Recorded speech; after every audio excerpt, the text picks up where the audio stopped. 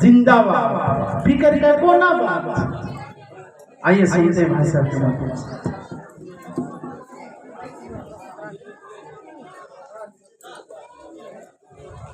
अपने गुरु महादेव के चरणों में मेरा प्रणाम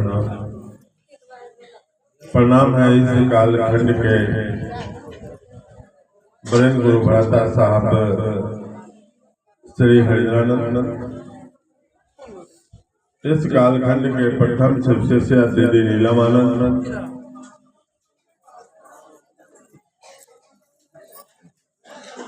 इस पावन स्थल पर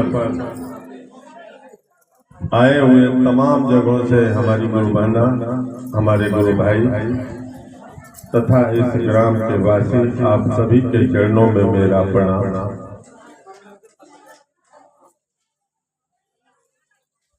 आज की बैठक जो हमारे गुरु के संदर्भ में रखा गया, जिसमें मुझे आने का मौका भाई श्री जी के द्वारा दिया गया, मैं इनका आभारी रहूंगा, चूंकि इन्होंने बुलाया है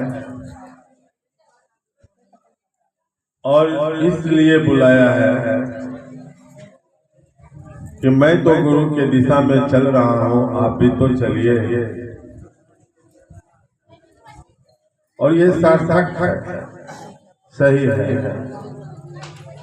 आप लोगों ने भी अपने संबोधन में इसका जिक्र किया है कि गुरु की दिशा में एक कदम हमको बढ़ाना चाहिए, हमको चलना चाहिए। हम लोग जो आते हैं सिर्फ इसलिए आते हैं कि हम लोग आपसे कुछ सुने, कुछ समझने की कोशिश करें। जिस मंच पर बैठ के हम लोग कुछ बातें करते हैं, वो मंच किसी ने आपको दिया है, वो आपका हमारा नहीं है। और इस मंच पर बैठ के आप वैसी कोई बात नहीं कर सकते, वैसी कोई बात आपके जिह्वा और आपके मुख से निकलेगा जो गुरु के दिशा के विपरीत है। क्योंकि ये गुरु का मंच है, तो आप तो वही बात करेंगे ना। कुछ लोगों ने समझा कि ये सत्संग है, सत्संग में आए हैं, कुछ बात करेंगे, कुछ कहेंगे और उसके बाद अपना गमछा फैलाएंगे। हमारे यहाँ तो कुल आए हैं गमछे लेके, आंचल फैला के सारी हमारी बहन आई हैं और वो आंचल में गुरु की दया को ही लेकर जाएंगे, चाहे वो भाई हो चाहे बहन हो। आज के समय में धरती पर एक भी रिश्ता कायम नहीं है, चाहे वो बाप बेटे का रिश्ता हो, चाहे वो माँ बेटे का रिश्ता हो, चाहे भाई भाई का रिश्ता हो, चाहे पति पत्नी का रिश्ता हो। सभी रिश्ते एक ऐसे मुकाम पर आके तार तार हो गए हैं।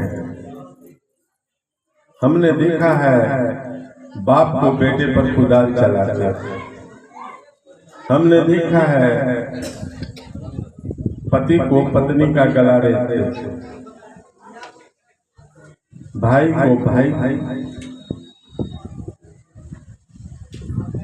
लेकिन एक रिश्ता ये जो अभी का रिश्ता साहब हरिंद्रानंद के द्वारा प्रदत्त है, आप मुझे जानती नहीं है, मैं आपको जानता नहीं हूँ, फिर भी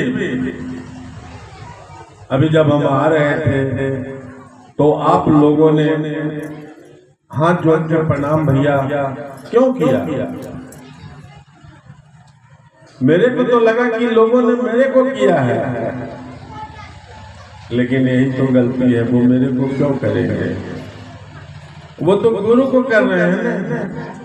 हाँ, ये चेहरा मेरा है,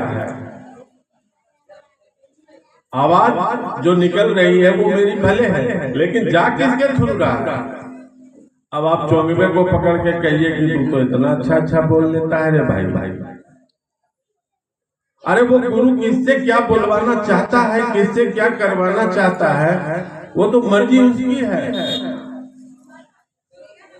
दर्द भी उसके हैं और दवा भी उसी के। हमको कहा गया है कि गुरु की दिशा में चलिए, तो चलते रहिए, थोड़ा दर्द होगा, लेकिन जब आप उस दिशा में चलेंगे तो दर्द का अनुभव घटेगा, क्योंकि जिसने कहा है वो ईमानदार है और पूरी ईमानदारी से आपके साथ खड़ा है, चाहे वो हरिनारायण हो, चाहे दीदी नीलम हो।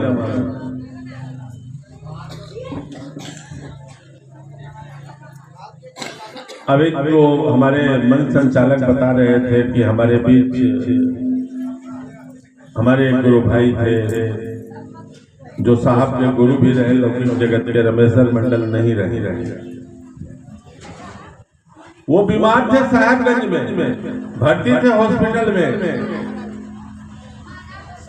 और जब लोगों ने उनको कहा कि हम आपको उपवन ले जाया जा रहा है, ले जाना चाहते हैं, जो आदमी बोल नहीं रहा था, जो आदमी बातें नहीं करता था, वो आदमी उपवन के नाम पर इशारा करना शुरू किया और वो रांची चले गए उनको लेके। उपवन क्या है? तो साहब ने जो कहा है, साहब ने जो बताया है, हमको आपको वो कोशिश करनी चाहिए करने का। मैं बहुत अनुभूतियां सुना सकता हूँ, शायद आपको उतना वक्त भी नहीं होगा, लेकिन उससे फायदा होगा क्या? फायदा तो होगा आपकी अनुभूतियों से। अपनी अनुभूतियां, आप अपना अनुभव बता दें, साझा करें, ताकि लोग समझें, लोग को लगे कि नहीं सचमुच ये बात सही है।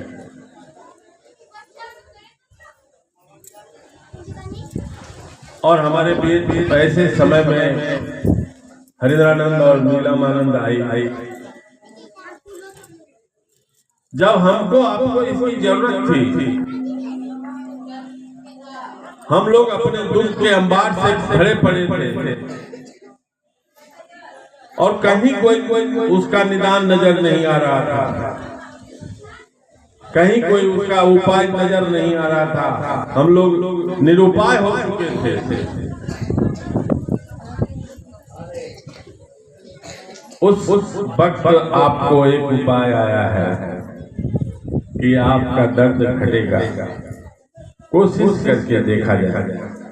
और आपने कोशिश किया, ये आपका ही किया हुआ कर्मों का फल है कि इतना दूर तक लोग, जहां लोग चलने से घबराते थे, वहां पे खौफ होके चले आते थे। ये किसकी दया का? क्या आपके मर्जी से लोग आए हैं क्या? ऐसा तो नहीं है कि किसी के कहने से दबाव पर आ गए हैं। ये तो हिटलर किया करता था, जो इतिहास में है कि हिटलर ने कहा कि हाँ करना है तो करना है। यहाँ तो वो नहीं है, आप अपनी इच्छा से आए हैं।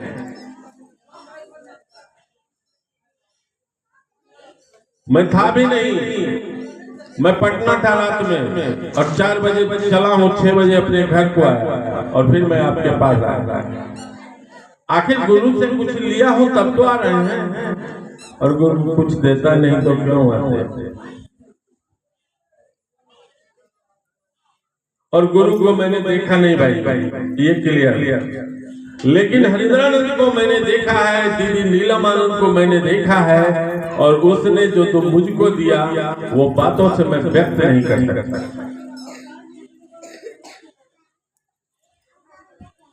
और तब लगता है कि नहीं, मुझको लोगों के बीच जाना चाहिए। हालांकि मैं आता नहीं, जाता नहीं, ये तो मेरे भाई हैं वीरेंद्र जी, जो खींच थे। जो इस जिला का क्या शेखपुरा जिला का क्या इस जिला नवादा नालंदा इस सब में उनसे सीनियर कोई नहीं। अभी आएंगे आपके बीच। ये खींचते हैं, ये कहते हैं नहीं चला जाए, चलिएगा, कहते हैं बिल्कुल। कष्ट किसको नहीं है? हरिंद्रानंद को कष्ट नहीं हुआ है क्या? उनसे ज्यादा कष्ट किसको हुआ? लेकिन वो कष्ट उनका धीरे धीरे घटता जाता था और गुरु की दिशा में चलते जाते रहे। कभी रुके नहीं, कभी थके नहीं। हमको आपको भी उन्होंने सिखाया है कि थकना नहीं मेरे भाई, रुकना नहीं, हम हैं तुम्हारे साथ।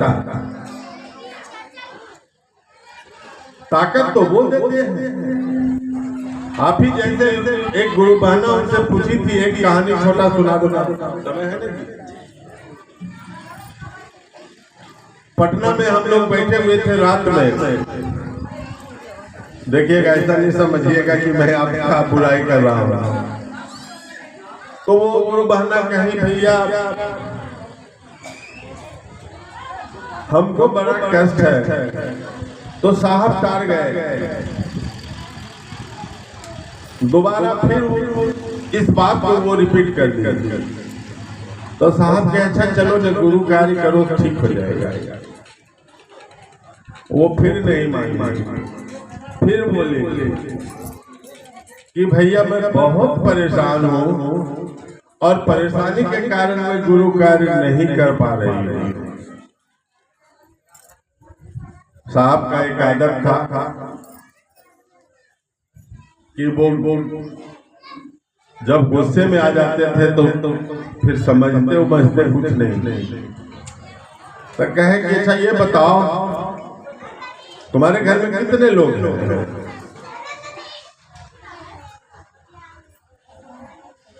तो वो बोले कि मैं हूँ, मेरे पति है, मेरा बेटा है, मेरी बेटी है। बोले बस? वो बोली जी। बोले सोच लो। बोली जी कहे तो तुमको परेशानी होगा नहीं, तुम अपने घर का उसका सदस्य नहीं गुरु को बनाई हो। अरे उसको अपना मुखिया तो बना लो, कम से कम अपना सदस्य तो बनाओ। ये नहीं कर सकती। संजोग देखिए कि जब दोबारा वो 1 महीना 1.5 महीना के बाद आई, उस दिन भी महकमा वही था और वो हंस के कहती है भैया आपको कुछ बुझाता नहीं है, मैं गुरु कार्य करने में अब व्यस्त रहती हूँ, मुझको ये समझ में ही नहीं आता है कि मेरे को घर कब जाना है। साहब हंसने लगे, कहे मैंने उपाय नहीं किया, उपाय तो तुम्हारा गुरु कर दिया। अरे तुम अपना सदस्य बना लिया, भार तो वो उठाता है, तुम तो अपने कार्य में मस्त रहती हो, वो तुम्हारे कार्य में मस्त है।